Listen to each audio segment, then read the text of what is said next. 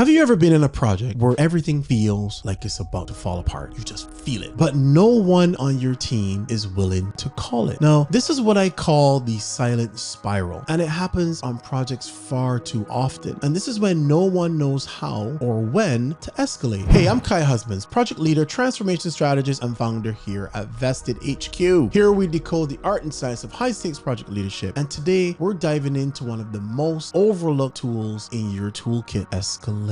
I'm going to walk you through a simple yet effective protocol, because raising red flags is never about weakness. It is wisdom at its finest. So here's the truth. If you escalate too late, you look negligent. If you escalate too early, you look pretty panicky. But when you escalate well, you look like a vested leader. So let's break this down into what I call the 5 key questions that define or maybe refine your escalation protocol.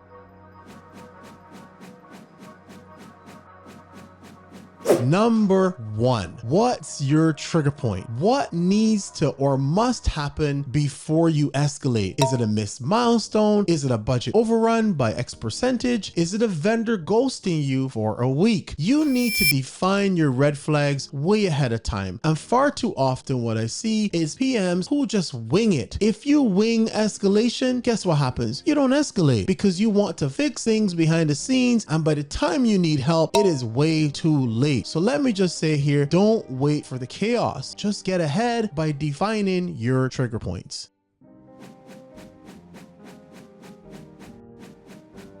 Number 2, who are you escalating to? This one's big. This is maybe the very purpose of escalated, right? Escalation is not about venting people. It's a strategic communication with your sponsor and other key stakeholders. So you need to know exactly who needs to be looped in when and why. This seems basic, but yet still it undercuts so many projects, right? So map your escalation pathway. Who is it? Your PM lead or your manager, then your program director or your director of project management, then an executive sponsor or a business sponsor, whoever it is. You need to map it, okay? Get this done early so that you look poised and confident and assertive when issues arise in your projects, because guess what? They will always be there.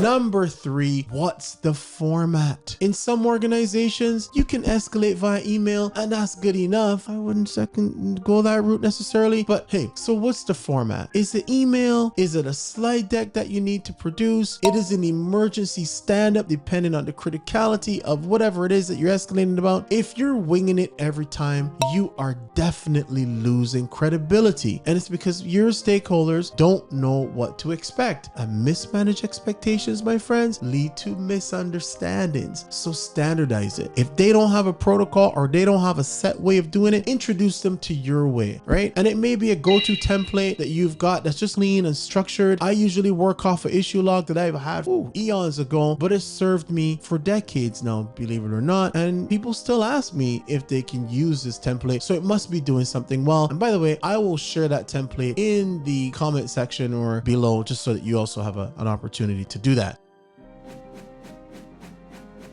Number 4, what is your ask? This is probably the worst thing you can do, because escalations that just don't have an ask just feel like noise. So what do you want them to do? Where do you need their support? And how urgently do you need their support? So here's an example. Yesterday or day before, we're delayed because I'll just say vendor XYZ hasn't delivered. So what do you want? You need to recommend, make a suggestion, let them know that you're on top of it, and you just need them to bless whatever it is that you need to have done, and always set a ETC. I need a decision by blah, blah, blah. So that might finish with, I recommend escalating to executive procurement to enforce penalties with this vendor or initiate a replacement ASAP. And I need your decision by next Tuesday. Happy to jump on a call if you need more context. That provides them with the context, the ETC, the urgency that tells them that you didn't just see an issue, you actually did something about it, because that's what this is all about.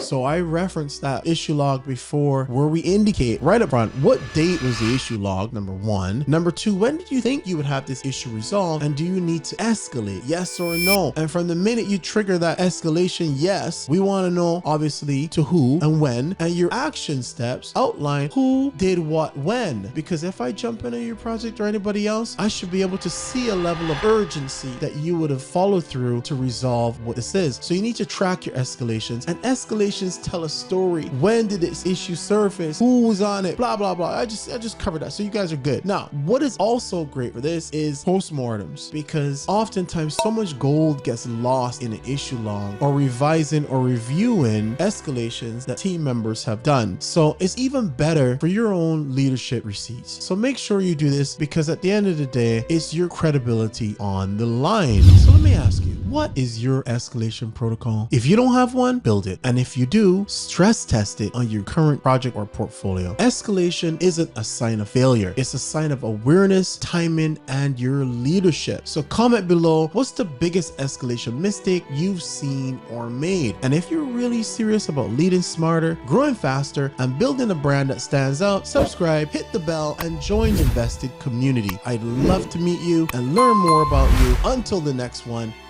vest up.